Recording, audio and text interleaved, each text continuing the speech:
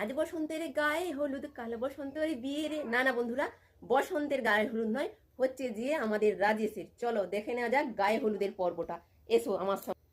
তো প্রথমেই ছিল দু বোন ভালো করে আগে মাখিয়ে দিল, তারপরে এটাকে মাকে নিয়ে আসেছিল জোর করে, যাতে গায়ে হলুদটা জাস্ট ছোঁয়ানোর জন্য, কারণ ভিডিও হবে। তারপরে ছিল কাকিমা, তারপরে দেখুন দু বোনে মাখামাখি করছে, তারপরে দু বোন কীভাবে দু বোনের বরকে মাখিয়ে দিল দেখুন।